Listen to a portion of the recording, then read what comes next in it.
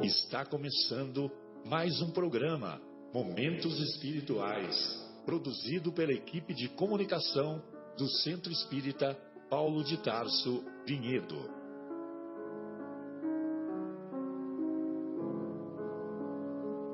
Se guardas contigo o estigma do sofrimento, indagando pela solução dos velhos problemas do ser e da dor, se percebes a nuvem que prenuncia a tormenta e o vórtice traiçoeiro das ondas em que navegas, vem conosco, estudemos a rota de nossa multimilenar romagem no tempo, para sentirmos o calor da flama de nosso próprio espírito, a palpitar, imorredouro na eternidade, e acendendo o lume da esperança, perseveremos juntos em exaltação de alegria que Deus, o Pai de infinita bondade, nos traçou a divina destinação para além das estrelas. Uma boa noite a todos. Estamos iniciando mais uma edição do programa Momentos Espirituais, transmitido ao vivo, direto do estúdio da Rádio Capela FM 105,9, aqui de Vinhedo. O programa Momentos Espirituais é produzido pela equipe do Departamento de Comunicação do Centro Espírita Paulo de Tarso, também daqui de Vinhedo. E semana a semana temos discutido um capítulo do Evangelho segundo o Espiritismo. Nesta noite, 13 de janeiro de 2017, vamos estudar o capítulo 19, intitulado A Fé que Transporta Montanhas. A fé que transporta montanhas. E nós vamos ler o texto original do Evangelho, particularmente neste item que aborda a parábola da figueira seca, da figueira que secou, e nós vamos encontrar nas anotações do evangelista Marcos, no capítulo 11, versículos de 12 a 14 e versículos de 20 a 23. Muito bem. Então, no texto original, nós vamos encontrar o seguinte: quando saíam de Betânia, ele teve fome. Ele, evidentemente, o Mestre Jesus. E vendo ao longe uma figueira, para ela encaminhou-se, a ver se acharia alguma coisa. Tendo-se, porém, aproximado, só achou folhas, visto não ser tempo de figos. Então disse Jesus à figueira: que ninguém coma de ti fruto algum. O que seus discípulos ouviram. No dia seguinte, ao passarem pela figueira, viram que secara até a raiz. Pedro, lembrando-se do que dissera Jesus, disse: Mestre, olha como secou a figueira que tu amaldiçoaste. Jesus, tomando a palavra, lhes disse: Tende fé em Deus. Digo-vos em verdade, que aquele que disser a esta montanha, tira-te daí e lança-te ao mar, mas sem hesitar no seu coração, crente, ao contrário, firmemente de que tudo o que houver dito acontecerá, verá que com efeito acontece. Muito bom. Então, essa é a passagem da parábola da figueira seca ou da figueira que secou. Acompanhando um estudo do nosso querido Haroldo Dutra Dias, lá no YouTube, também a parábola, intitulado A Parábola da Figueira Seca, o Haroldo consegue, com o seu estudo, desvendar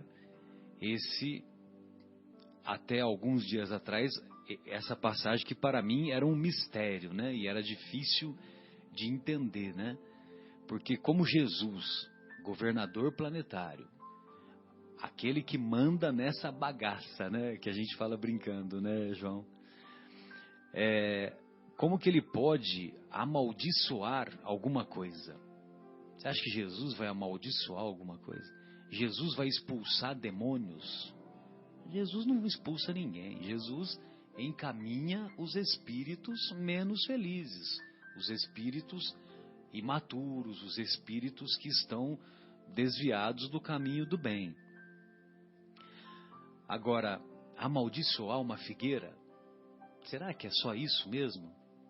Será que não tem algo mais por trás disso? É ou não é, Marcos? E nem era época de figo.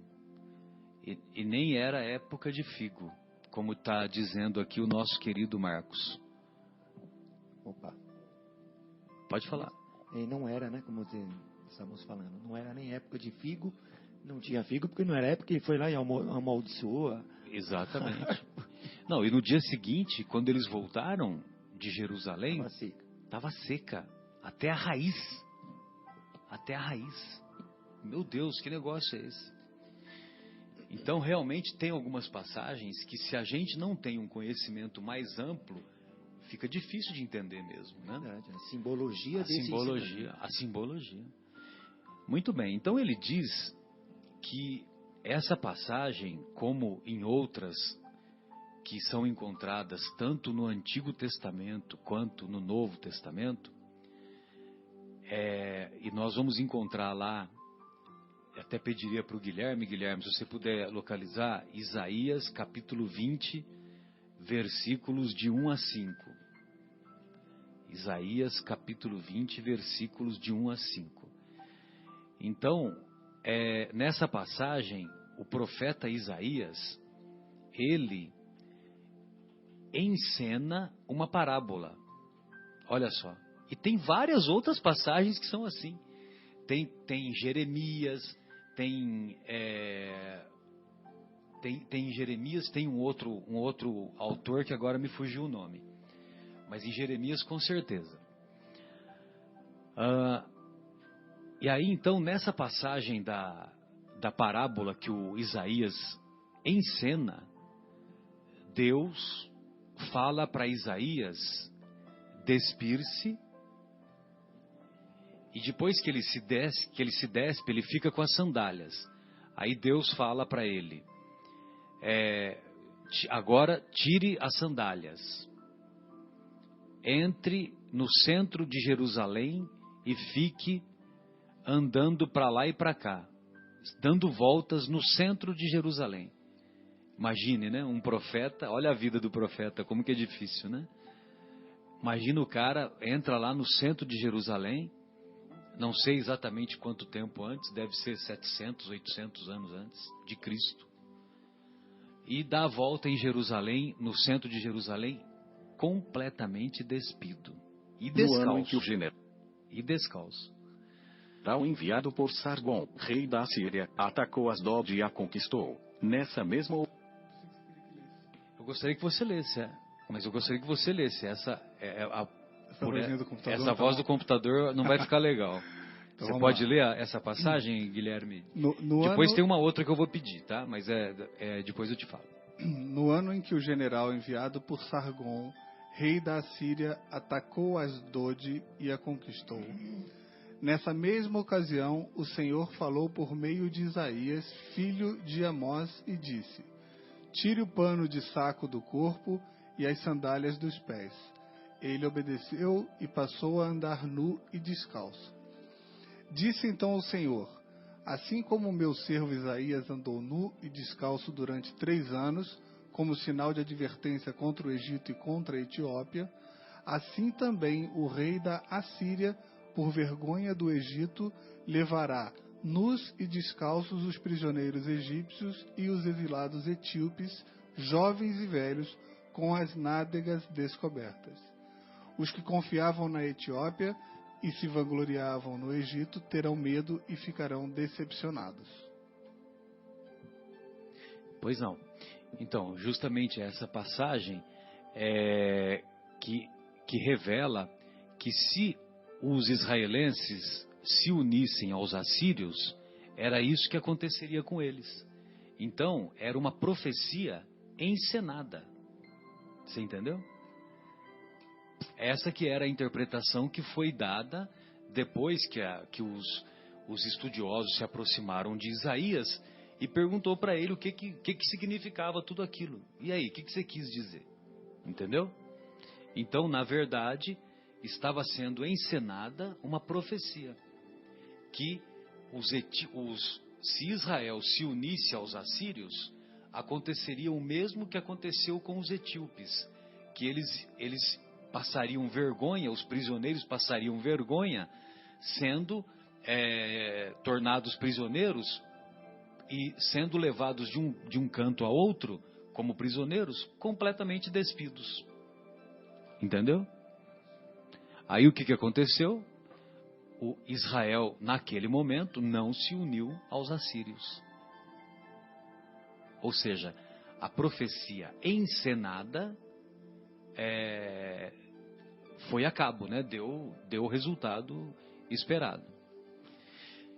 Há uma outra passagem, só que agora lá com o que aconteceu já com Paulo de Tarso, no Novo Testamento. Eles estavam, eu não sei exatamente o local, mas no Atos dos Apóstolos. Então, na igreja de Antioquia, um médium, lógico que o termo médium foi idealizado pelo Kardec, né? Eles chamavam profetas, né? Aliás, profeta, o que é? A palavra profeta é uma palavra de origem grega que significa intermediário. Olha só que gozado, né? Intermediário, o que é? É médium, né? Sinônimo, né? É isso aí, né, João? Aí, então, esse amigo que frequentava lá a igreja de Antioquia, ele se aproxima lá da igreja onde eles estavam reunidos e ele olha para Paulo fixamente.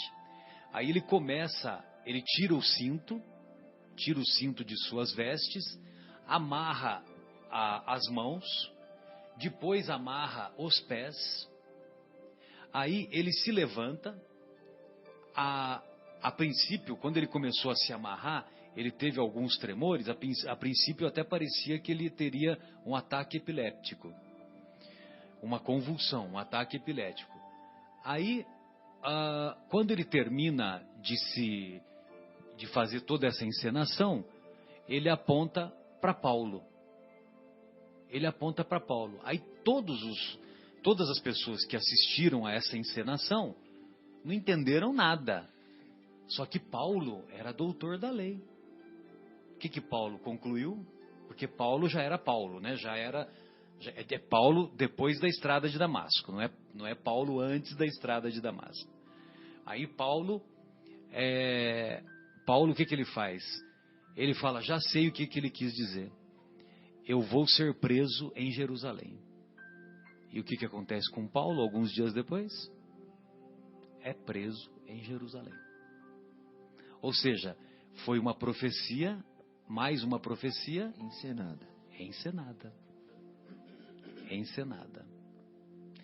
Muito bem. Guilherme, vou pedir a sua ajuda novamente. Miqueias, Posso... capítulo 7, pode.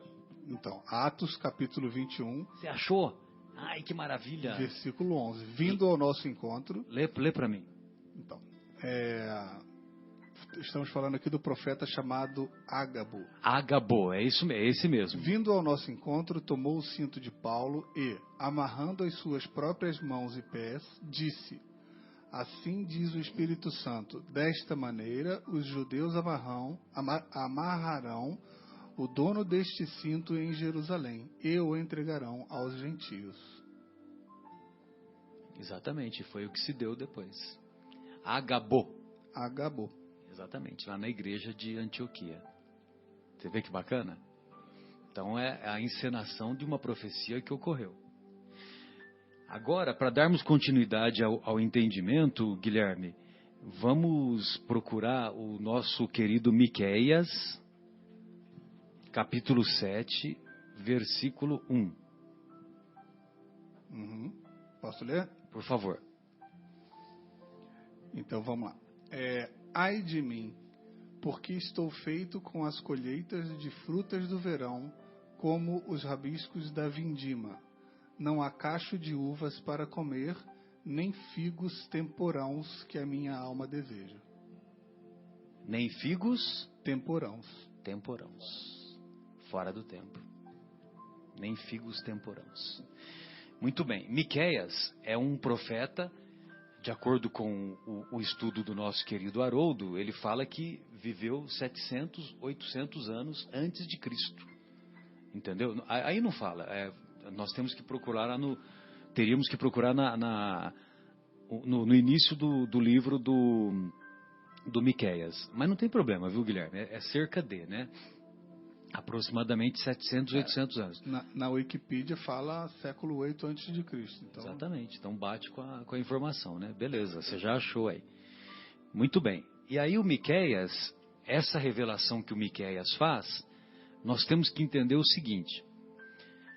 Lá na obra O Consolador é uma obra, um livro de perguntas e respostas, belíssimo, profundo, e é ditado pelo Emmanuel através da psicografia do nosso querido Chico. Aí, num determinado momento, é feita a pergunta assim pro Emmanuel. Tem-se a impressão, no Antigo Testamento, que os profetas eram inspirados diretamente pelo Cristo. O Cristo, Jesus, né, que depois encarnou como Jesus, o Cristo é o nosso governador planetário. Tem-se a impressão que os profetas do Antigo Testamento eram inspirados diretamente pelo Cristo.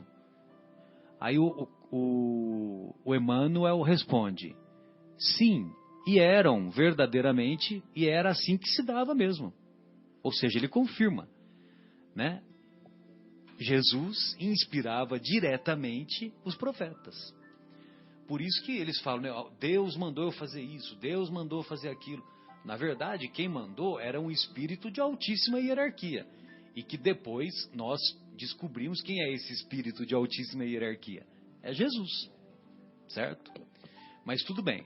Então, em muitas passagens, era o próprio Jesus. E até, não sei, Marcelo, você pode até, talvez você já tenha lido a respeito, mas a tábua dos mandamentos, né? Do próprio, seria o próprio, porque Moisés diz Deus que editou e tal. Seria o próprio Jesus que teria passado, né? Por uma comunicação, né? Mas aí o fenômeno que se deu foi escrita direta, né? Sim, escrita direta, mas ele foi ditado, né? Sim. Até por um espírito de altíssimo, muito elevado, que Moisés disse como sendo Deus. O próprio, né? Deus. O próprio Deus. E os outros profetas foram na onda e sempre falavam, né? Que o Deus me falou, Deus falou isso, Deus falou... Que nem o Isaías, Jeremias, né? Uhum. Muito bem.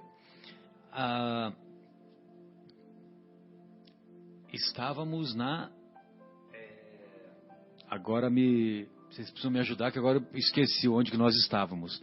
Sim, o Agabo. Voltando ao Agabo, né? Na passagem do Agabo, que ele faz a revelação para o Paulo, ele fala que o Espírito Santo, né, mandou dizer isso, né?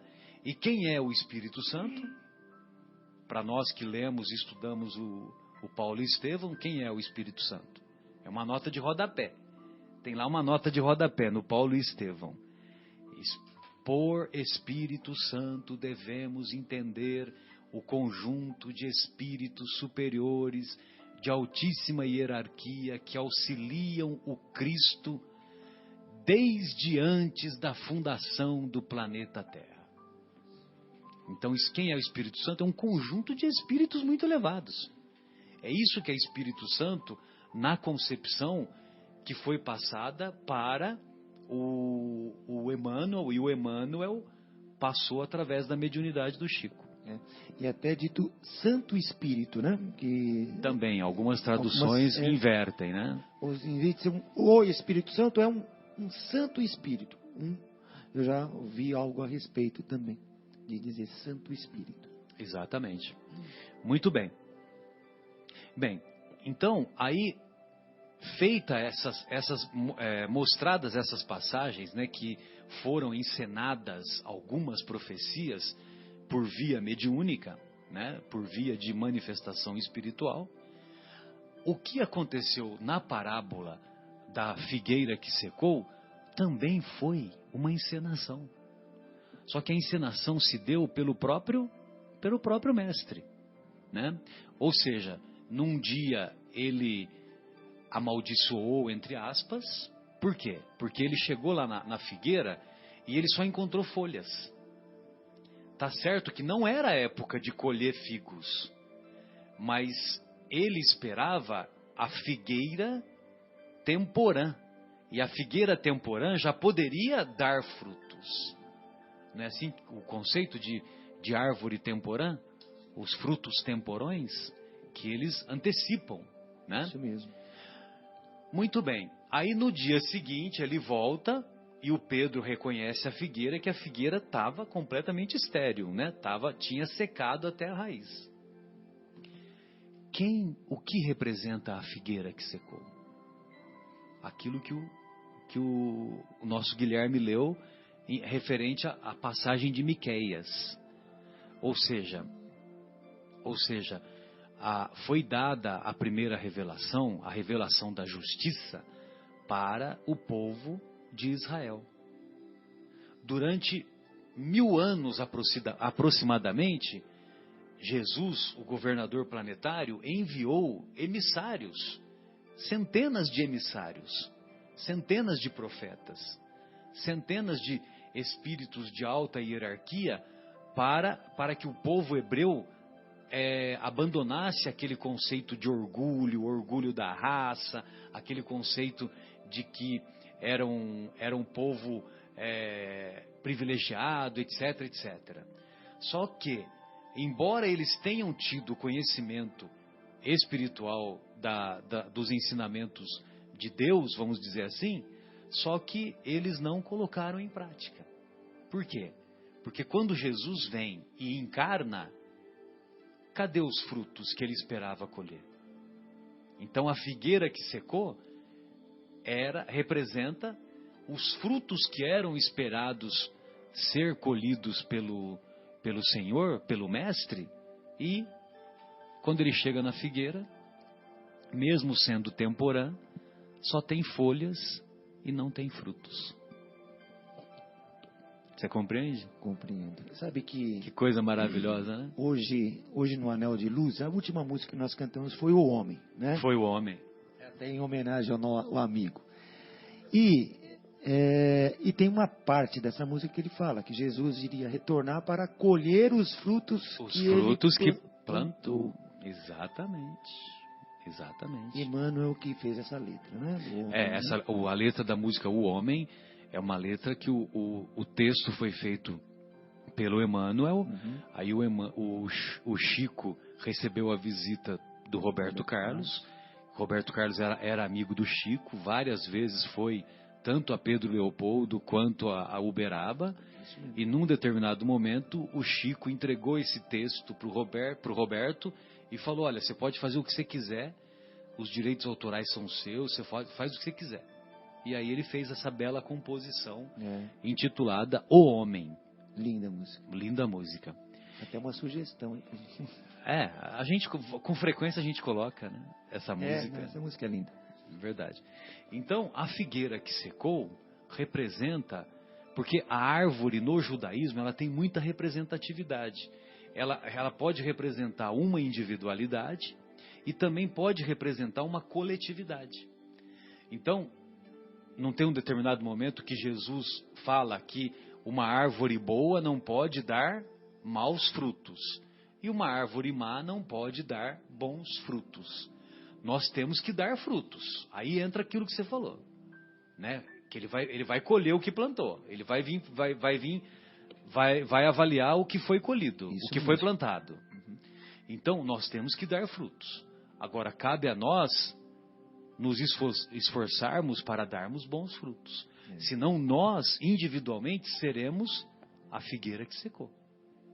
E coletivamente, por exemplo, nós vamos pegar lá na obra Boa Nova, logo no comecinho, o Humberto de Campos diz que a árvore do Evangelho seria transplantada para o Brasil. A árvore do Evangelho seria transplantada da Palestina, a antiga Palestina, para o Brasil. Naquela conversa que ele tem com Eliú. Logo no comecinho, logo no primeiro capítulo, ou até um pouquinho antes que o Humberto de Campos revela. Acho que é no primeiro capítulo mesmo. Então, quer dizer, o nosso país tem essa incumbência agora, né? É o maior país católico do mundo, é o maior país evangélico do mundo, é o maior país espírita do mundo, né? Isso mesmo. Aqui não tem guerra, pelo menos não tem guerra, estamos dizendo guerras oficiais, né, Guilherme? Podemos fazer uma outra avaliação, mas seria um outro... nós teríamos que chamar o pessoal da sociologia, né? Precisaria trazer o pessoal da sociologia para estudarmos, né? Mas guerras oficiais, de tanque nas ruas, não sei o quê. Eu acho que não há país que tem mais liberdade do que esse país aqui. É mesmo. Eu não sei se tem outro país que tem essa liberdade. Você acha que tem? Porque, por exemplo, lá nos Estados Unidos tem muita liberdade, eu reconheço. Mas se você sai um pouquinho do caminho, não tem conversa, você vai para a cadeia mesmo, né? Vai para a cadeia. Aqui tem muita gente que deveria estar na cadeia, vive 70, 80, 90 anos e não chega nem na esquina de uma delegacia, né? E já deveria estar lá dentro da cadeia há muito tempo. Tomara não sejamos nós, né? Que estejamos nessa situação. Bem, então, a explicação da parábola da figueira que secou é essa.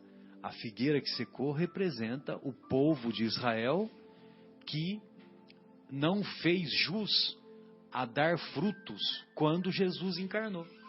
Que, infelizmente, eles estavam desviados do caminho correto. Entendeu? Muito bem. Vamos fazer uma primeira pausa, mas pode fazer o comentário, Marcos, aí a gente faz. Essa passagem do Evangelho, ela foi escrita por Marcos, né? Marcos. Que era jovem na época. E o Evangelho de Marcos, grande parte dele, não sei se é tudo, mas ele é de lembranças do Pedro, né? Parece.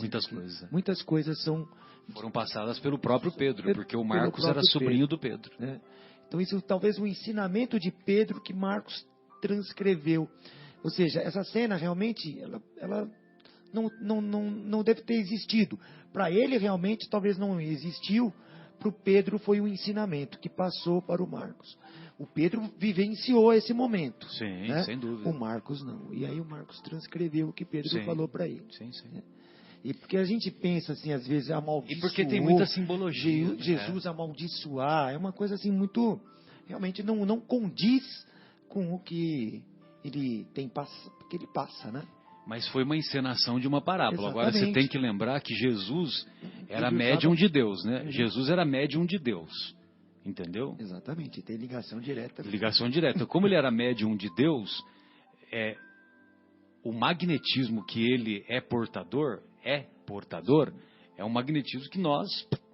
E ele sabe manipular esse magnetismo. Sem dúvida. Então, um olhar dele... Salva ou... Um olhar dele é capaz de fazer muita coisa, né? Vamos lá então, Guilherme, fazer a nossa primeira pausa? E ouvir a música O Homem. Proposta. Momentos espirituais, ao vivo, direto do estúdio da rádio Capela FM 105,9, programa Momentos Espirituais, que é produzido pelo Departamento de Comunicação do Centro Espírita Paulo de Tarso, aqui de Vinhedo. Nosso telefone de contato é 3876-6846, e para os estimados ouvintes que estiverem atentos e que gostariam de fazer algumas colocações, o telefone está à disposição. 3876-6846. Amigos, evidentemente que a figueira que secou tem toda uma simbologia, né? E nós já vimos que essa simbologia tem uma explicação de acordo com aquilo que ocorreu no Antigo Testamento. E vamos também reconhecer algumas explicações que o nosso querido Allan Kardec coloca como no comentário que se segue, né? Então ele diz assim: a figueira que secou é o símbolo dos que, da bondade, possuem apenas a aparência, mas que, em realidade, nada de bom produzem. Então, se nós só temos a aparência de bons, mas continuamos dando maus frutos, nós somos a figueira que secou. Dos oradores que mais brilho têm do que solidez, cujas palavras trazem superficial verniz, de sorte que agradam aos ouvidos, sem que, entretanto, revelem, quando perscrutadas, algo de substancial para os corações. Então, essa é para mim em particular, né, que nós fazemos muitas palestras, né, João? Fazemos palestras na Casa Espírita, fazemos comentários aqui na rádio com os amigos. Então, muitas vezes nós só temos o falso brilho das aparências e não colocamos em prática os ensinamentos, né? Continuamos maltratando os familiares, continuamos não tendo paciência e nem tolerância no trânsito, nas escolas, nos campos, nas ruas, nas construções, como diz aquela canção, né? Nas escolas, nas ruas. Então, esse é o cuidado que nós devemos ter para que sejamos coerentes, o nosso comportamento seja coerente com aquilo que pregamos. É de perguntar-se que proveito tiraram delas os que as escutaram, né? Ainda referindo-se aos oradores. Simboliza também, olha só, a figueira que secou simboliza também todos aqueles que, tendo meios de ser úteis, não o são. Olha só, a figueira está lá, né? Para dar frutos, né? Para ser útil, para servir, né?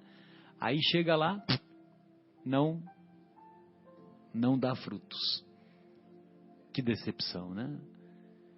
Tá certo que todos nós, da mesma maneira como os outros nos decepcionam, nós também decepcionamos os outros. Mas que sejam cada vez menores as decepções que ofereçamos para os outros, né? Então simboliza também todas as utopias, todos os sistemas ocos, todas as doutrinas carentes de base sólida. Todas as doutrinas carentes de base sólida. Nós estamos nessa época, né? Então tem muitas doutrinas, tem muitas utopias que pregam aquela falsa igualdade, né? Aquela pretensa igualdade, mas que desconhecem as funções importantes das desigualdades. Já pensou se todo mundo fosse milionário que nem o Donald Trump? Quanto tempo que ia durar? Não ia durar 5 minutos, né? Porque um ia querer comer o outro, né? Isso mesmo. Simboliza também o que as mais das vezes falta é a verdadeira fé, a fé produtiva, a fé que abala as fibras do coração, a fé, numa palavra, que transporta montanhas. São árvores cobertas de folhas, porém destituídas de frutos. Por isso é que Jesus as condena à esterilidade, porque dia virá em que se acharão secas até a raiz. Imaginem vocês, nós secos até a raiz. Já pensou para fazer o caminho de volta? Né? E a raiz fica onde? Fica lá no meio da terra, né? Lá dentro da terra. São os abismos que nós nos colocamos, né? E às vezes até nós recebemos os talentos, né, que nós não utilizamos, né? E às vezes até utilizamos os talentos para coisas não corretas, né? Que é pior ainda. E essa figueira secará. Que é usar as energias indevidamente. Né? Exatamente. Ou seja, há múltiplas existências é onde aquele bem que você recebeu não terá, ou você terá que arcar com isso. Não estamos aproveitando a oportunidade. Né? Também, acho que podemos pensar também nessa forma, né? De uma árvore que deveria dar tal fruto, em tal passagem aqui, e não deu. Né? Essa não dará mais daquele fruto. Interessante isso, talvez pensarmos. Olha só o comentário do Kardec, Guilherme em particular e amigos no geral. Quer dizer que todos os sistemas, a parábola da figueira que secou, quer dizer que todos os sistemas, todas as doutrinas, que nenhum bem para a humanidade houverem produzido, cairão reduzidas a nada. Cairão reduzidas a nada. Então, por exemplo, o materialismo, que bem ele trouxe para a humanidade? Hein? Vamos refletir. O que de bem ele trouxe para a humanidade?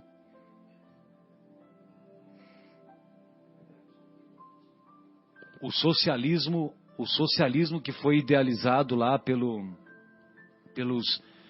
seguidores do Karl Marx.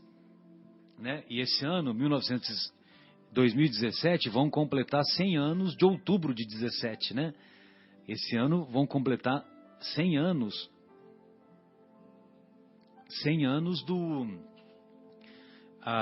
da Revolução Russa, né? Que se deu em outubro de 1917.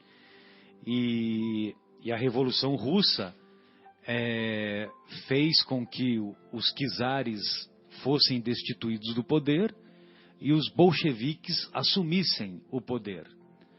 E a ideia era boa a ideia, né? Era para acabar com os excessos que a nobreza russa cometia, né? Mas foi implantado o sistema comunista lá na Rússia e o sistema comunista durou, quanto que durou?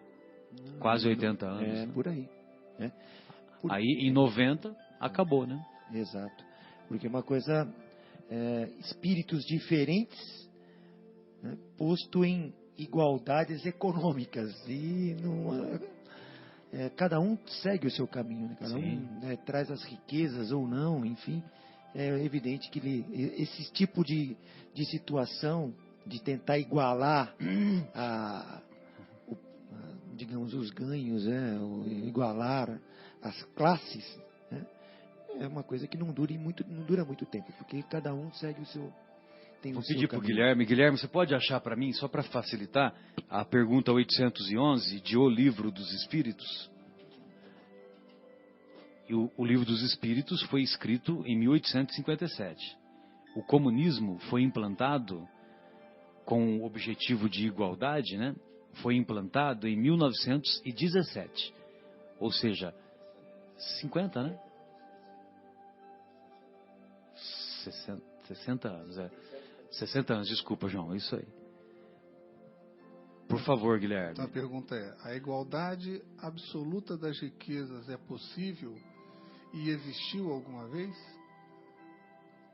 E a resposta? Não, não é possível. A diversidade das faculdades e dos caráteres se opõem a isso. E a 811A? O A. Há homens, entretanto, que creem estar nisso o remédio para os males sociais. Que pensais a respeito? E a resposta vem assim: são sistemáticos ou ambiciosos e invejosos. Não compreendem que a igualdade seria logo rompida pela própria força das coisas. Combatei o egoísmo, pois essa é a vossa chaga social, e não corrais atrás de quimeras. Sensacional, né? E 60 anos antes. 60 anos antes, entendeu? Ele fez a pergunta porque está lá no capítulo de Lei de Igualdade. Karl Marx havia nascido... Não, o Karl Marx escreveu O Capital em 1880, né? Dá uma checadinha, em 1880, se eu não me engano. Que escreveu O Capital, que foi o livro que inspirou o comunismo depois, né? O comunismo lá na União Soviética, né? 1867. Ou seja, o Capital, né? O livro, a obra O Capital, entendeu? Foi escrito em 1867, 10 anos depois de O Livro dos Espíritos. O Guilherme, dá para pesquisar aí que ano nasceu Karl Marx? Claro. Por favor. Karl Marx. Ele deve ter nascido em 1800, começo de 1800, 1810, por aí. E a clareza ali do Espírito dizendo ali, para combater o egoísmo e não ficar correndo atrás de quimeras. Atrás de quimeras. quimeras. É exatamente isso aí.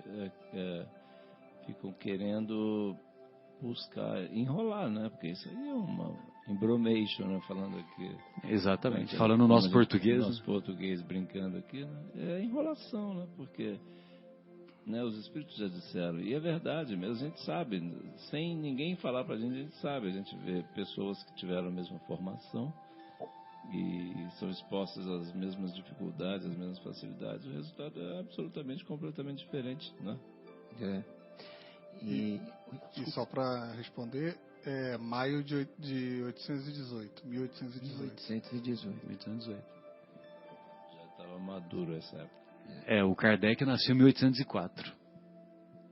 Mas que foi importante, né? Sim. Por exemplo, foi importante para trazer uma mudança do pensamento. Havia todo um sistema aquele sistema que nasceu na Revolução Industrial da Inglaterra, que os trabalhadores eles passaram a ser remunerados, mas eles viviam num regime de trabalho quase que escravocrata, né? Eles chegaram a trabalhar 16 horas por dia, não era, Guilherme? Era uma coisa assim absurda, né? Naquelas primeiras indústrias de tecelagem, né? Então, quer dizer, e também veio aquele negócio, né, de consumismo que vemos até hoje, né? De consumismo tal. Então, o capitalismo, aquele capitalismo selvagem, né? Então, tudo isso tem que ser, vamos dizer assim, tem que ser colocado numa balança, né? E eu acho que a obra O Capital, ela foi importante para trazer essa balança, mas inspirou a tentativa de colocar um governo numa falsa igualdade que, evidentemente, que não tinha como se manter por muito tempo, né? Na realidade, o que precisava ser combatido, né, como estava lá é o egoísmo. É o egoísmo de cada um de nós, porque, né? Por exemplo, as indústrias eram importantes, né? Por exemplo, teve lá, foi quando nasceu o trem, né, vapor, aquelas coisas todas. A máquina a vapor, que foi exatamente onde começaram os grandes desenvolvimentos, né, na Revolução. E aí, da mesma forma, igual o avião, por exemplo. Né? Tudo que é feito, né, o problema é como ele é aplicado. A invenção em si não é má, né? O dinheiro em si não é ruim, né? É a aplicação. É o egoísmo que a gente precisa combater. O dinheiro é neutro, ele não faz nem mal nem bem. Agora, o problema é nós que usamos mal. Né? O mau uso que dele fazemos é que é o problema. De tudo, né? E por exemplo, as empresas, né? O próprio capitalismo, né? Então, enfim, a gente tem que aprender, tem que combater o egoísmo. Os espíritos disseram aí. Então veja você, né, como que é rica, como são ricos os ensinamentos do mestre, né? Porque quando nós vamos fazer uma leitura, se fazemos uma leitura literal, uma leitura naquilo que está escrito, para fazermos uma interpretação superficial, você tem uma visão. Aí quando você vai se aprofundando no conhecimento, né? Então você tem uma outra interpretação. São vários níveis de interpretação, né? E lógico que para você ter um entendimento perfeito de um conjunto de versículos que se encontra tanto no Novo Testamento quanto no Antigo Testamento, é preciso você ter um conhecimento amplo. E aí quando você casa, né, aquilo que está no Antigo Testamento com o que está no Novo e com o que veio depois na revelação da doutrina espírita, né? Só para lembrar de vocês, né? Para refrescar a memória sobre a importância da simbologia da árvore, né? Lá no Prolegômenos, que nós encontramos lá no Livro dos Espíritos, o Espírito da Verdade pediu que Kardec, antes de escrever o Prolegômenos, de colocar a mensagem do Prolegômenos, que ele desenhasse o quê? Um ramo, né? Desenhasse uma parreira, né? Isso. Uma parreira com o cacho de uvas, com as folhas, com aquele cabo, né, que representa a passagem da seiva, etc, etc, né? Foi isso que o Kardec fez, né? Interessante, Desculpa, né? eu te interrompi. Não, imagina. E essa questão da árvore, mesmo na Gênese também, ela tem a simbologia da árvore no início da criação. Enfim, sim, no livro Gênesis, lá do Antigo Testamento, você está falando. Isso. Sim. Né? Também você vê essa questão da árvore. Mas você me falou até do nível da interpretação, que ela vai subindo esse nível conforme o conhecimento. Chega ao ponto de se conhecer as coisas que aconteciam naquela época, né? Você tem que levar em consideração os hábitos, a cultura do povo judeu, a sociedade, o que eles pensavam, como é que eles viviam, como é que eles agiam, né? Porque todos esses ensinamentos tem a ver com aquele momento, né?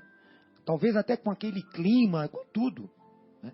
Então, a partir dos pesquisadores, né, o Haroldo é mestre nisso, ele vai aprofundando nos conhecimentos, lê muito, pesquisa muito, e aí aumenta o nível de compreensão. Ele chega nessas definições, que é realmente muito próxima. Pois é, porque é o que eu estou dizendo, né, Marcos, para chamar a atenção, que se a gente for fazer uma leitura superficial, você fala, meu Deus, o que Jesus fez? O que é isso? Ele que ama tanto a natureza vai destruir a figueira. O ecologista lê isso aqui, entendeu? Se ele não tem a base do conhecimento, né, do que está no Antigo Testamento, da parábola encenada, que eu aprendi agora, parábola encenada, nem sabia que tinha isso, né? Então, quer dizer, você fala, pô, mas que raio de mestre é esse, né, que vai lá e seca é até uma atitude antiecológica, né? Podemos fazer mais uma pausa, Guilherme? Podemos, e a música que eu tinha separado para a primeira, eu vou tocar agora na segunda, que continua tendo a ver. É com o Fernandinho e chama Ainda que a Figueira. E quando retornarmos, o nosso querido João vai fazer a exposição baseada no Vivendo o Evangelho. Vamos então com o programa Momentos Espirituais.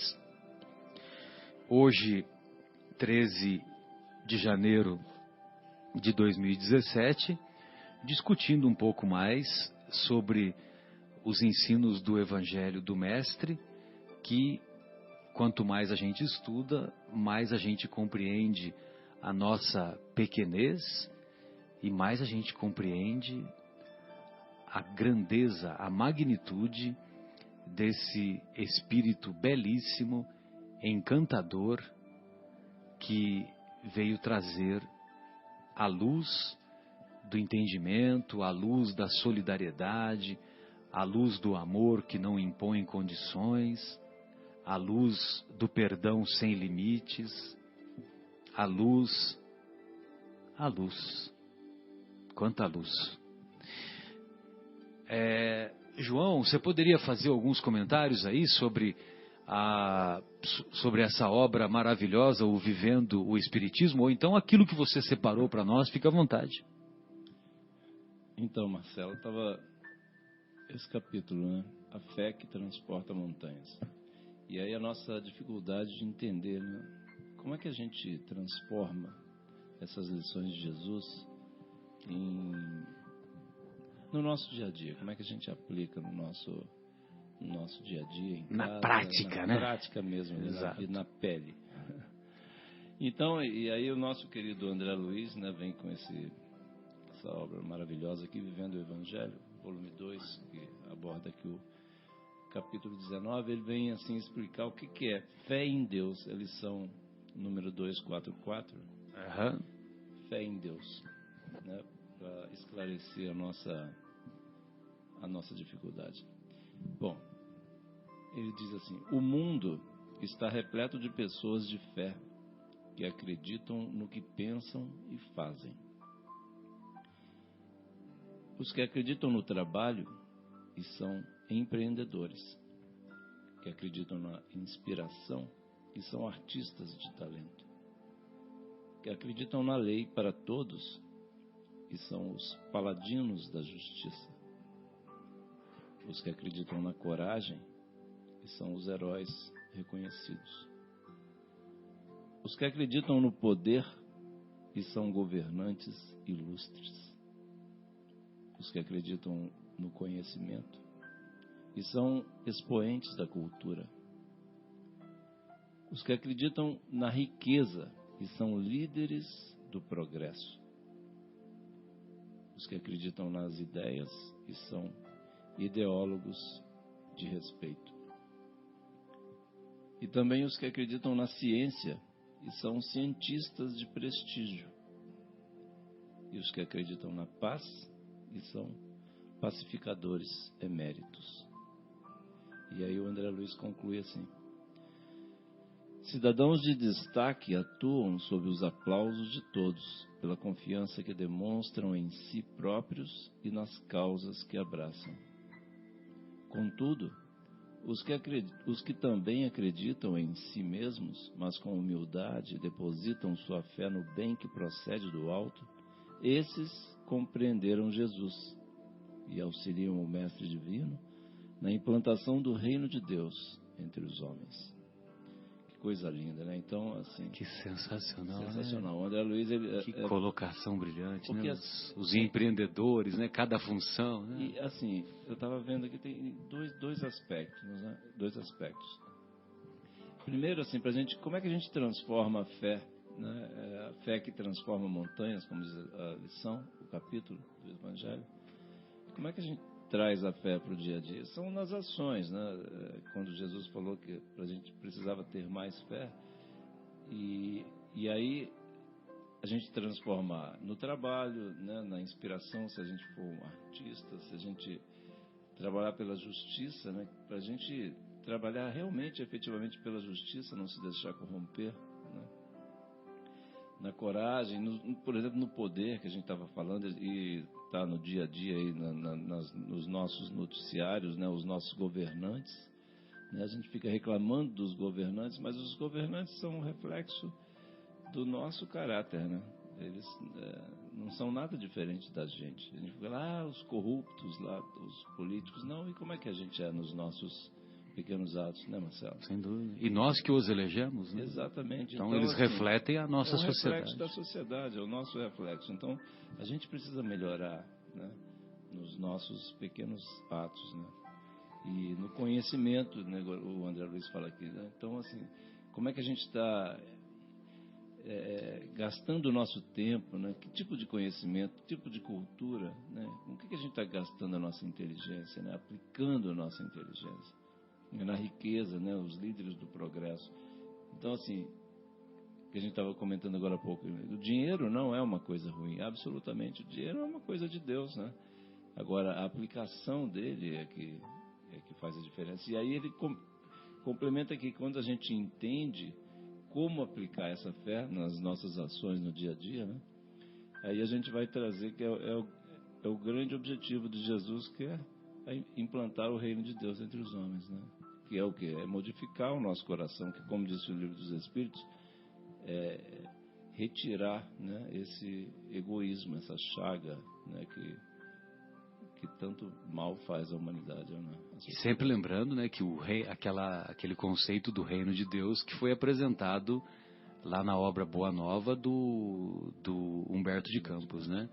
Que o reino de Deus é a obra divina no coração de cada um de nós, né? No coração do homem, né? Exatamente. E lógico que essa obra divina não é para alguns meses, né? Essa obra divina, ela não se dá em alguns meses, né? É um trabalho, né? Um processo, né? Certamente necessitamos de inúmeras vidas, né? Precisamos resolver, né? Tomar essa decisão, a decisão política de fazer, né? Decisão política correta, né? Correta. Eu até penso, não sei se vocês pensam assim também, mas a questão da fé, né? Que a gente sempre fica pensando fé em Deus para aquilo, para isto ou para aquilo, né? E só que tem muitas outras coisas que estão em volta dessa fé, né? Imagina uma pessoa que tem uma fé, eu acredito realmente em Deus, eu acredito que eu vou ganhar na loteria, por exemplo, e tem essa fé forte, mas não é isso que vai fazê-lo, digamos, acontecer esse benefício. Diga assim. Ou malefício, né? Ou malefício. Né?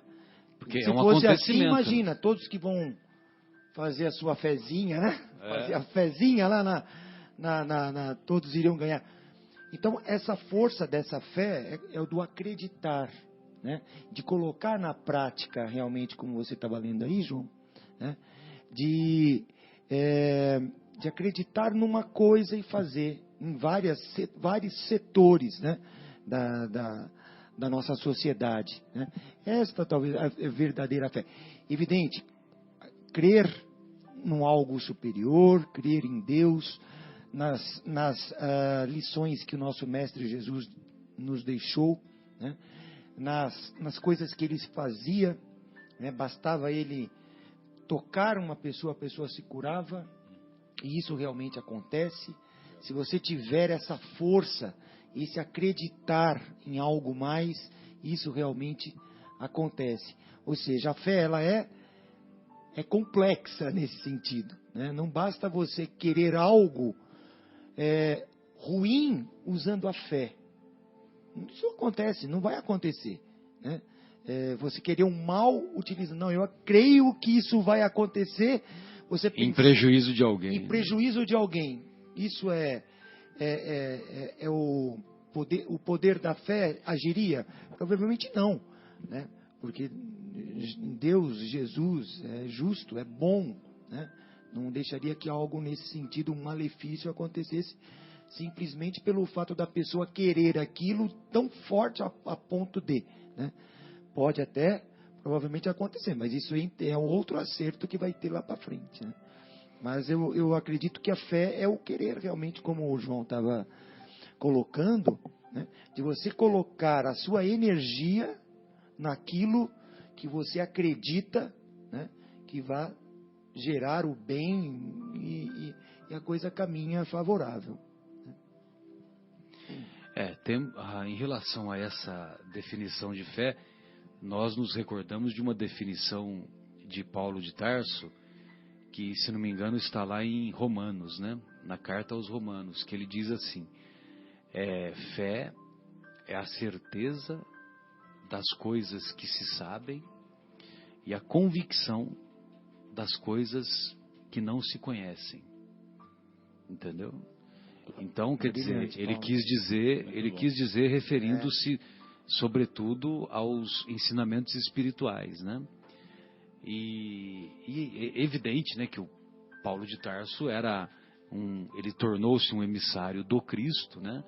E as suas cartas foram, nós sabemos pela mediunidade do Chico, que elas foram inspiradas pelo nosso querido Estevão, né? Uhum. Que era para ter sido cunhado dele, né? Foi durante um certo tempo. Exatamente, mas não sabia, né? E aí, então, esse conceito, né, de Paulo, ele vai ao encontro do ensinamento do mestre, né? Quando ele diz que se tivermos fé do tamanho do grão de uma mostarda e dissermos para esta montanha, transporta-te daqui para acolá, e não hesitarmos em nosso coração, que isso se dará, então nós veremos que isso vai ocorrer. Evidentemente que não comparando, né, com o ensinamento do mestre, que não é portador de um magnetismo, de uma energia que nós estamos distantes ainda de ter um conhecimento, ainda que pálido, ainda que imperfeito, mas eu me recordo que quando eu estava fazendo os vestibulares, né, as provas vestibulares lá nos 1982, direto do túnel do tempo, né? Túnel 82, o ano que teve aquela seleção do Tele, né? Você fez o Madureza? Não, essa época eu não peguei, rapaz. Eu já peguei já o colegial. Mas teve um pessoal que pegou, né? Madureza. Tinha o científico, né? Isso, o científico. O segundo grau era científico. Quem ia fazer professor era normal. Normal, científico e qual que era o outro? Acho que era da área de humanas, agora me fugiu qual era o nome. Mas, então tinha... em 82 eu estava fazendo lá o vestibular e eu queria muito entrar na Faculdade de Medicina de Jundiaí. Entendeu? Eu achava que eu tinha condições de entrar lá. Na escola pública, eu acho que eu não ia ter condições. Talvez, se eu olhando para trás hoje, se eu tivesse feito mais um ano de cursinho, talvez eu entrasse numa faculdade pública. Mas, com um ano de cursinho só, que foi o que eu fiz, o que dava para entrar era numa faculdade como a de Jundiaí. E eu tinha uma motivação para entrar lá, porque o filho do professor de ciências lá do colegial, que eu adorava, né, e que teve muita influência em mim para que eu escolhesse a medicina, o filho dele estudava aqui em Jundiaí. Então eu tinha isso na cabeça, né? Lá em São José do Rio Pardo, né, que eu tinha as aulas lá do segundo grau e tal. E quando eu fui fazer o vestibular, eu foquei muito na prova para entrar no vestibular de Jundiaí. Aí, sabe quando você canaliza todas as energias e tal? E eu tinha acabado de ter conhecimento, de ter contato com a doutrina espírita. No ano de cursinho, eu li muitas obras espíritas, né? Além de estudar para as matérias que cairiam no vestibular. E aí, num determinado momento, eu li na Gênese que o conhecimento ele tem um caráter evolutivo, né? Então, por exemplo, tem aquele astrônomo da antiguidade que ele falava, agora me fugiu o nome, ele falava que a Terra era o centro do universo. O Sol é que girava ao redor da Terra, né? Que é o conceito do geocentrismo. Se você achar aí quem é o autor... Não, Copérnico é o heliocêntrico. Copérnico é o heliocêntrico. O geocêntrico é um mais antigo. Então, mas aí com o avanço do conhecimento, né, veio lá o Galileu, inventou o telescópio, né? Então eles puderam ter um nível de observação melhor. E aí eles descobriram que, na verdade, quem girava ao redor a Terra é que girava ao redor do Sol, e não o contrário, né? Então, quer dizer, os conhecimentos foram se ampliando, tal. Aristóteles, certeza?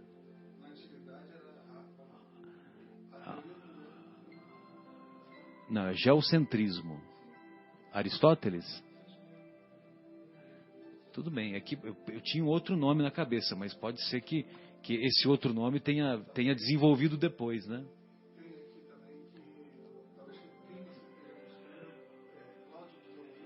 Ptolomeu, é isso aí. Ptolomeu, que é esse conceito do geocentrismo. Então, quer dizer, o Ptolomeu viveu muito tempo antes de Cristo, né? Copérnico é aqui, né? Já é 1400, 1500, alguma coisa assim. Galileu Galilei é 1500, né? Então, quer dizer, o avanço do conhecimento mostrou que os conceitos se modificam, né? Aí caiu o tema da minha redação. Olha só o tema da redação da prova de Jundiaí. Eu tinha certeza que eu ia entrar na faculdade de Jundiaí. O tema foi assim: os erros fazem parte da busca da verdade. Os erros fazem parte da busca da verdade. Meu, na hora já me veio na mente a redação. Eu fiz a redação assim, né? Como se estivesse psicografando, entendeu? Pá. E baseado nesse texto que eu tinha lido em A Gênese. Que o Kardec não saiba disso, né? Porque senão ele vai cobrar direitos autorais, né, Guilherme? E aí teve a nota da redação. A redação valia 100 pontos. Aí eu tive 98 pontos na redação. Errou numa vírgula. E a minha mãe, que é muito brincalhona, né? Então, quando ela soube da nota da redação, ela falou assim: eu pego esse examinador, eu esguelo ele. E mãe é sempre mãe, né? Mãe queria que fosse 100, né? Legal, então, quer né? dizer, quando você canaliza a energia, né? Então, quer dizer, eu tinha tanta fé que Veio eu ia uma conseguir inspiração. entrar. Exatamente. Mas você estudou. E aí entrei lá em Jundiaí, entrei bem colocado e tal. Beleza, né? E não quis fazer mais um ano de cursinho. E foi uma boa, né? Porque graças a isso, eu tô aqui compartilhando da amizade com vocês, né? Uhum. Senão não teria conhecido a Sônia, não teria mudado para Vinhedo anos depois. Tá vendo? Não teria conhecido os amigos do Paulo de Tarso. Olha só que interessante, né? Estava tudo planejado. Não teria aprendido sobre a ferrovia, né? Agora, uma curiosidade para vocês. Eu estava lendo um livro, são os grandes nomes do Espiritismo, enfim, né? E um dos capítulos, vou trazer... Grandes vultos, né? Uma coisa assim. Grandes vultos do Espiritismo. Fala de Santos Dumont, né? É a parte de Santos Dumont, que era uma pessoa brilhante e tal. Grandes vultos da humanidade e o Espiritismo. Acho que é esse um título. Exatamente, isso mesmo. E no de Santos Dumont, eu vou trazer para vocês que é uma coisa curiosa que fala. É sensacional. Uma psicografia de um francês. Antes, Santos Dumont não havia nascido ainda. Ele escreve assim: haverá um advento de uma invenção, de uma coisa que vai voar, mais pesada que o ar, que vai voar, motorizada, etc. e tal. E este inventor nascerá no Brasil. Então ele dá uma descrição incrível. Santos Dumont não havia nascido. Aí dá um nome da pessoa que escreveu, foi um médium francês que escreveu, que não sei sensacional, né? Sensacional. Semana que vem você traz para nós. Vou trazer para a gente ler, que é uma carta, como se fosse do Evangelho segundo o Espiritismo, um espírito que dá uma... Que dá assinatura, nota, dá uma assinatura. E ele assinou, o rapaz assinou lá, tal, esse espírito. Olha que interessante, que ele faz uma previsão, né? Uma previsão, é isso que chama, né? Uma previsão. Uma profecia, uma predição. Predição. E olha que interessante que ele fala que o inventor deste objeto nascerá no Brasil. Então, esse objeto será inventado no Brasil, coisa assim. Sensacional. E aqui tem uma mensagem em O Evangelho segundo o Espiritismo, uma mensagem assinada por José, Espírito Protetor, que eu vou pedir para um dos companheiros ler, porque tô com a garganta irritada agora. Para ser proveitosa. Vamos lá. Para ser proveitosa, a fé tem de ser ativa. Não deve entorpecer-se. Mãe de todas as virtudes, que conduzem a Deus. Cumpre-lhe velar atentamente pelo desenvolvimento dos filhos que gerou. A esperança e a caridade são corolários da fé e formam com esta uma trindade inseparável. Olha que interessante. Não é a fé que faculta a esperança na realização das promessas do Senhor? Se não tiverdes fé, que esperareis? Não é a fé que dá o amor? Se não tendes fé, qual será o vosso reconhecimento e, portanto, o vosso amor? Inspiração divina, a fé desperta todos os instintos nobres que encaminham o homem para o bem. Interessante. É a base da regeneração. Preciso é, pois, que essa base seja forte e durável, porquanto, se a mais ligeira dúvida a abalar, que será do edifício que sobre ela construirdes? Interessante também. Levantai conseguintemente esse edifício sobre alicerces inamovíveis, que não se movem, né? Seja mais forte a vossa fé do que os sofismas e as zombarias dos incrédulos, visto que a fé não afronta o ridículo dos homens.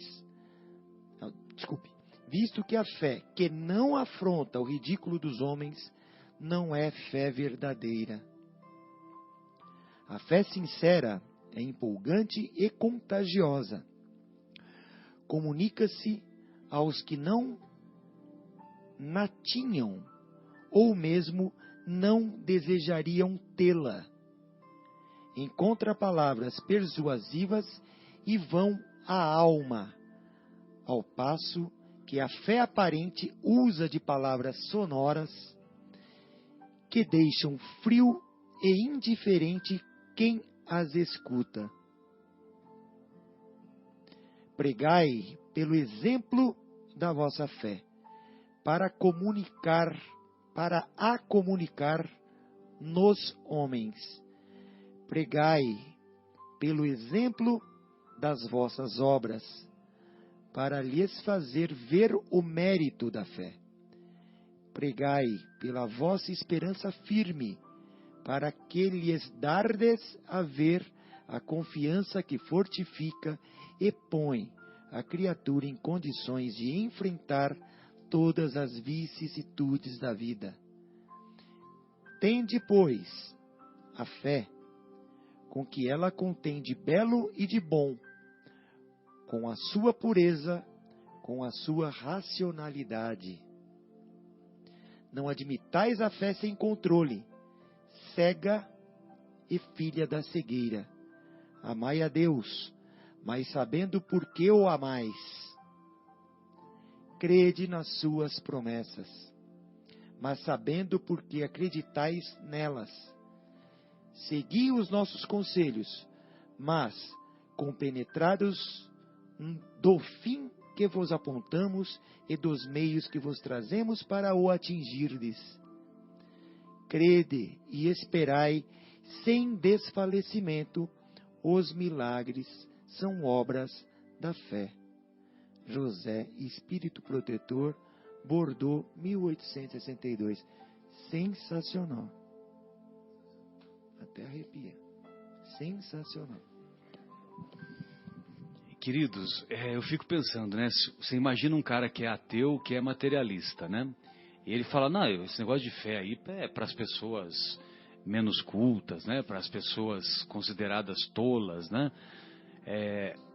Só que ele não sabe que ele também tem fé. Porque se ele não tiver fé, ele começa a se alimentar, quem garante para ele que o estômago vai funcionar, que a fisiologia vai ocorrer? Então, como que ele não tem fé? Entendeu? Se ele vai pegar o automóvel dele, se ele não tiver fé que o automóvel vai funcionar ou não vai explodir na frente dele, como é que ele vai ligar o carro? Ou ele vai pegar o ônibus, se ele não tiver fé no motorista que vai conduzir o ônibus, como é que fica? Exatamente. E o simples fato dele falar com você assim, ó, amanhã nós vamos nos encontrar em tal lugar. Amanhã, quem Ele garante que vai dormir, amanhã... Ele vai dormir. Que amanhã nós vamos dormir e acordar. Então, quer Pois dizer, eles têm muita fé, né? Sim, Para com sim, isso, né? sim. João, você separou mais um aí para nós? Do nosso querido médium Antônio Badu e Filho, o André Luiz, né? A mensagem do André Luiz. Então, até você falou bem que é do médium Antônio Baduí Filho. E essa lição aqui, ela é assim, direcionada assim, aos médiums. Na realidade, todos nós somos, né, temos um certo grau de mediunidade. Então, exato. E a lição número 242 aqui, realmente é o título. Ela diz assim: existe realmente alguma semelhança entre a árvore sadia e o médium responsável?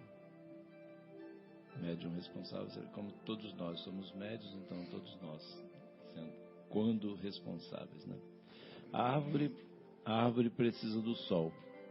O médium se ilumina na oração. A árvore é agredida.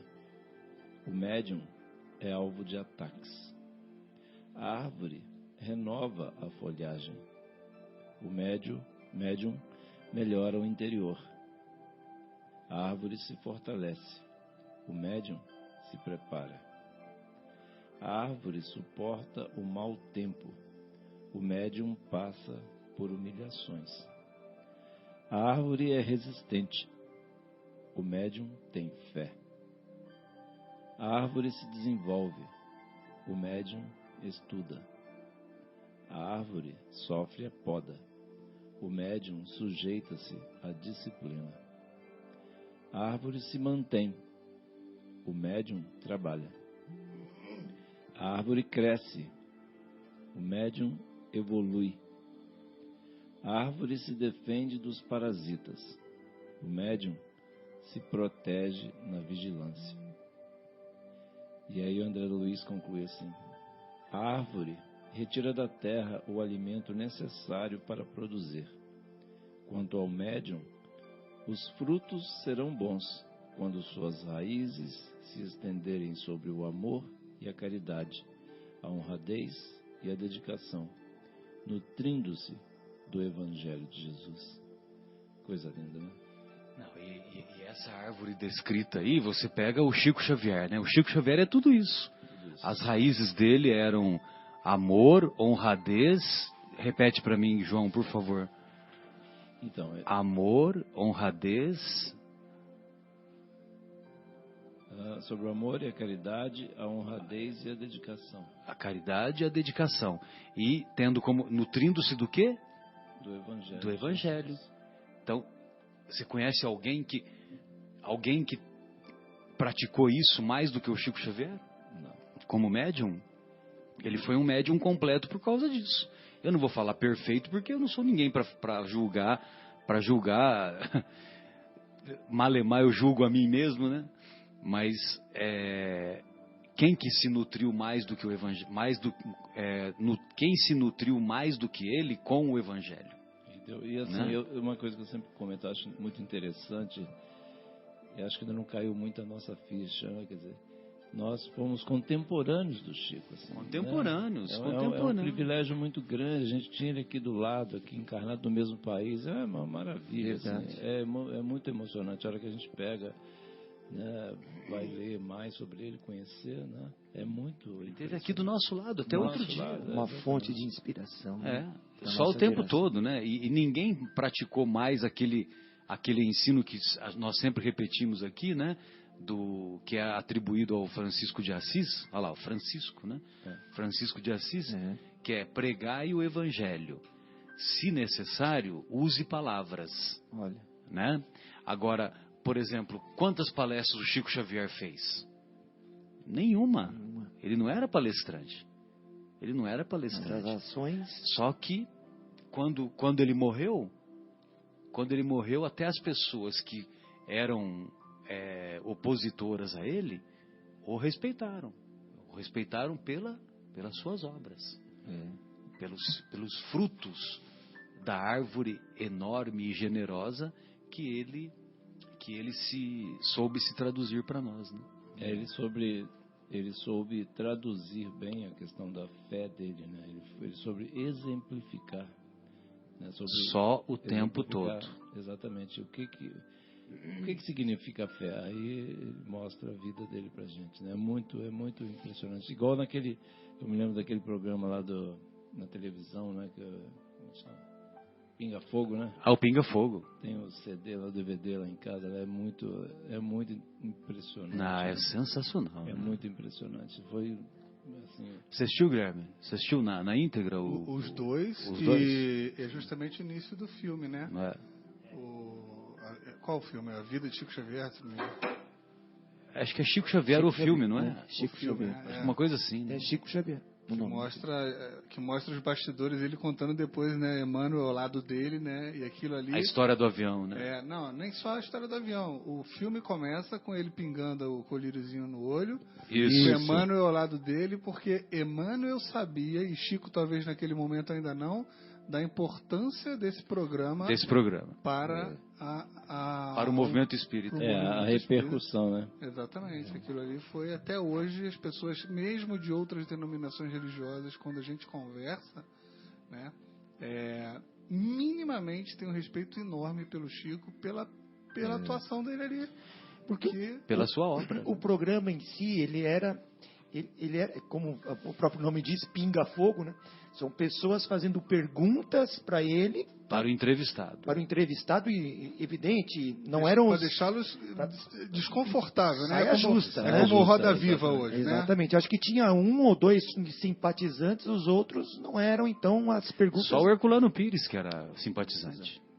Só o Herculano Pires, que era espírita, né? Um filósofo. E é engraçado perceber que durante o programa, ele com aquele jeitinho dele, sem agredir ninguém, tratando todo mundo muito bem, pedindo desculpa o tempo todo, no final as pessoas não estavam mais levando a ferro e fogo o objetivo do programa, que era deixá-lo em maus lençóis, ao contrário. É isso mesmo. Né? Tanto que no final ele faz uma psicografia. Já deixaram ele à vontade. Não é? Ele faz uma psicografia no final que foi extremamente aplaudida. No primeiro, né? No primeiro. Sensacional. E esse programa, viu, Guilherme, os estudiosos, né, tem um repórter lá que, agora me fugiu o nome dele, hoje está duro, hein? Que ele diz que foi o programa que até hoje não teve a audiência que teve qualquer outro programa. Nem a Globo no auge, né, naquele auge lá do Jornal Nacional, aquelas novelas que vinham década de 80, década de 90, que a audiência era estourada, né? Mas o programa começou quase 11 da noite, terminou por volta das 3 da manhã, e os espectadores que começaram foram até as 3 da manhã, e quando você avalia o número de televisores ligados, era mais de 90%, que era um número absurdo para a época, entendeu? Um número absurdo. Então, quer dizer, é impressionante, né? Foi muito importante lá, não é à toa que o Emmanuel ficou o tempo todo lá do lado dele, né? Embora ele também facilite, né? Ele tenha facilitado, né? Porque ele tem muito mérito, né? Humildade e simplicidade, que ele respondia as coisas com uma simplicidade tremenda, né? Muito bom. Bem, amigos, então vamos nos despedir, né? Você tem mais alguma coisa aí, João, que você separou desse capítulo, ou podemos nos despedir? Na realidade, eu acho que tem um ponto, acho que talvez fosse importante também a gente falar aqui. Pois não. Tem uma lição também que chama Caminho do Bem. Intitulada Caminho do Bem, né? Certo. Caminho do Bem, exatamente. Então vamos lá. E aí ele diz assim: o mundo está conturbado por acontecimentos dolorosos, libertinagem, vícios, corrupção, guerras, estupros, atentados, assaltos, sequestros, chacinas, terrorismo, tiroteios, prostituição, torturas, assassinatos, violência, linchamentos. Coisa triste, né? E aí o André Luiz conclui assim: é lamentável que ainda existam tantas tragédias, mas a doutrina espírita esclarece que a evolução moral é responsabilidade de cada um, através do aperfeiçoamento íntimo, segundo os ensinamentos do Evangelho. Por isso, sustente a fé em Deus, a fim de que não lhe faltem a esperança e a caridade, suficientes para você enxergar no malfeitor de hoje o irmão predestinado a encontrar amanhã a paz e o amor no caminho do bem. Sensacional, né? Sensacional. Então, Isso nos lembra Paulo de Tarso, né? Paulo de Tarso, que era um assassino, né? Uma pessoa que usava o poder para perseguir e para matar, né? Para prender e para matar. Não era só, Paulo era perseguidor de cristãos, né? Ele perseguia o quê? Perseguia, prendia e mandava matar. E ele fez a grande transformação, né? Tornou-se uma pessoa completamente diferente, né? E aí, para a gente ter essa fé em Deus, né? De que todos esses, como Jesus disse, né, nenhuma das ovelhas, né, ia se perder. Então, mesmo esses que estão ligados a essas coisas tristes que eu li aqui, como diz a lição, né, todos eles vão encontrar o caminho do bem. Né? Eles e todos nós, Todos nós. E a gente precisa ter essa fé em Deus, né? E aí transformar, igual na outra lição o André Luiz falou. E como é que a gente usa essa fé? Como é que a gente transforma atrás daquilo que eu comento aqui? Que o André Luiz nos dá o passo a passo do dia a dia. Como é que eu transformo isso na minha vida, lá na minha casa, no meu trabalho, na minha escola? E aí ele explica, você faz assim, assim, assim, assado. Então a gente precisa mudar. E conforme a gente for retirando esse egoísmo do nosso coração, a gente vai conseguindo, né, se melhorar, né? Precisamos andar com fé, né? Tem aquela frase, acho que não sei se eu já falei aqui, que é uma frase assim, o Guilherme, acho que eu já falei, o Guilherme hoje ouvi, que é: não sabendo que era impossível, ele foi lá e fez. Exatamente. Né? Interessante, né? Acho que é mais ou menos assim, né, Guilherme? Não sabendo que era impossível, ele foi e fez. Alguém não sabendo que não é impossível. Exato. Então, somos capazes, né, de superar as adversidades. Sem né? dúvida. Basta ter fé, foco e fé. Né? Perfeito. Bem, então, amigos, nós gostaríamos de iniciar as nossas despedidas, desejando aos estimados ouvintes que essas reflexões que apresentamos, que elas possam ser úteis aos corações que nos ouviram e também de nossa parte que possam ser úteis a cada um de nós, né? Sobretudo essas lições obtidas do André Luiz, que elas possam tocar os nossos corações